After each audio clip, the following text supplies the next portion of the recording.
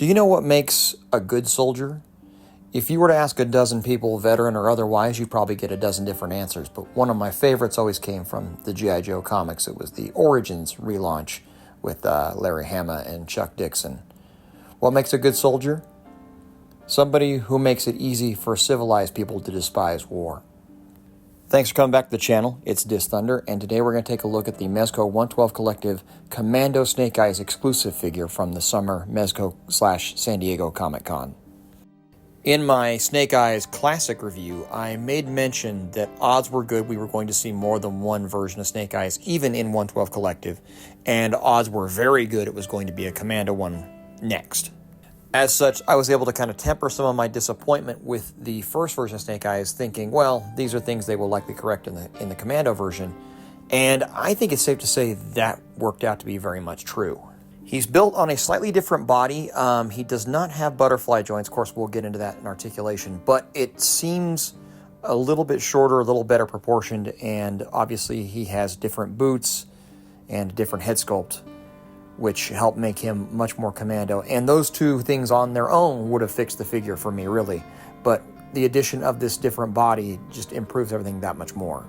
You will no doubt notice, though, there's a lot of stuff on this figure or included with this figure that we have seen before in other figures.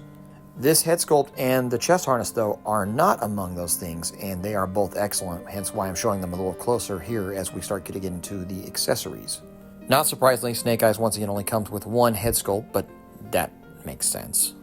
For weapons, we definitely dip back into the old Mezco armory. See, you've got a couple of MAC-10s there that we've seen before. That MP5K we've seen a few times. And that Terran Tactical TR1 that first came with John Wick. I think the two standard pistols are also reuses. They look like FNs to me, but I don't remember exactly where we saw them first. The third one with the weapon light looks like the one that came with Blade, I want to say. Regardless, all three pistols have removable magazines and moving slides, which is a welcome feature to have back, and removable magazines also come for all of the rifles and submachine guns. You may recognize these bicep pouches from Death Adder, although actually looking at it closer, I don't think they're the same sculpt. They might be slightly different, but same idea. I think I'm going to stitch mine on eventually. You definitely recognize this guy. This is the grappling hook from the 2016 Dark Knight Returns. I think I have like a dozen of these things. And then there's the messenger bag, which initially I thought was the same one that came with the pink skulls, but now that I'm looking at it, it might be a new version, just kind of a modification of it. But it has space for 3 grenades and the C4 and detonator that came with the fully loaded Punisher figure back in the day. And I don't mean to sound like this is a bad thing at all. All of the reuse here makes good sense for the Snake Eyes figure. Presumably that carries over to the body as well. I'm not 100% what the base body is here, other than I know it does not have the butterfly joints that Storm Shadow has, so it's obviously not Storm Shadow.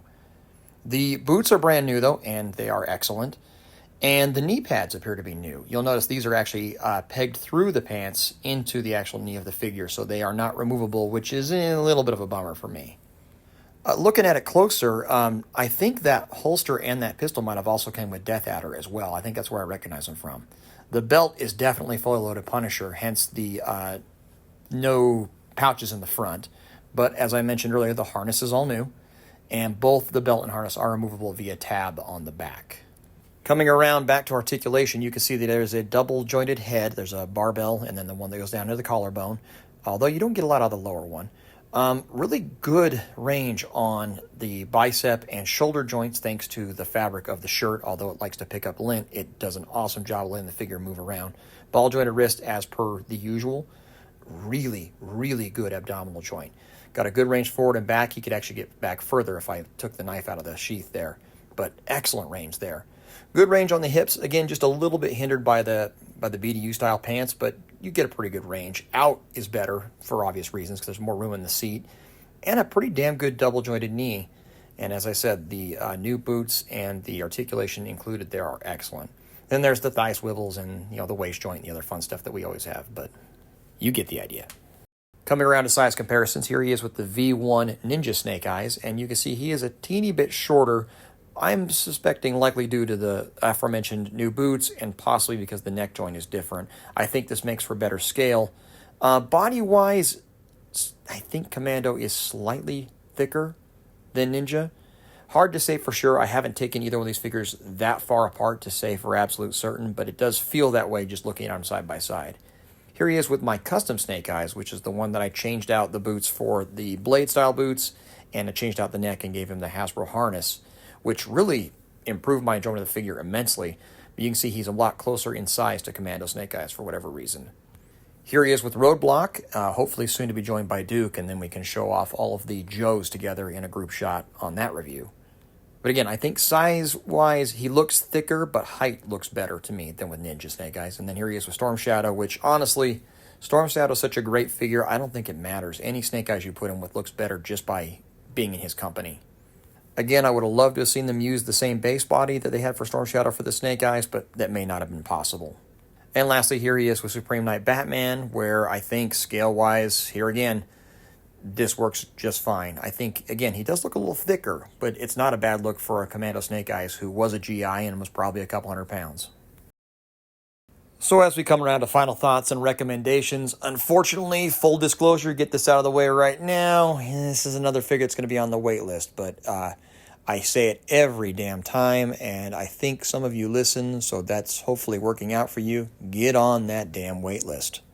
Because as a definitive Snake Eyes, I think Commando was always going to be my first choice.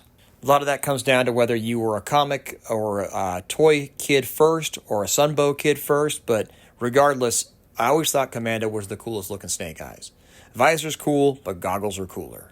And you could easily categorize this figure as a perfect example of less is more. There's a lot of clever reuse of parts that we've seen sometimes a few times before, but put together on this figure, it gels so nicely. If you didn't know better, you would assume they were all made for him. In fact, the only thing they didn't reuse that they should have done was give him the Uzi from V1 Snake Eyes so he had the full box art loadout. If for some reason you were in a hypothetical situation where you had to choose between the two Snake Eyes, I think I would tell you to go with the Commando over the Ninja, even though I don't have that big of a beef with the Ninja figure. The reality is, in our hearts, we all know you need to have both, don't you? You've got to have one of each because they're both equally iconic and they're both Snake Eyes, which means they're both badass. And as that is the case, I highly recommend this figure, as I recommend every G.I. Joe figure Mezco has done so far. I have not really been let down yet, and I can't wait to review Duke, hopefully here in a couple of weeks. So thank you to Mezco Toys, as always, for helping me get a copy to review for you. And thank you for coming through to watch the review. I will talk to you again hopefully very soon.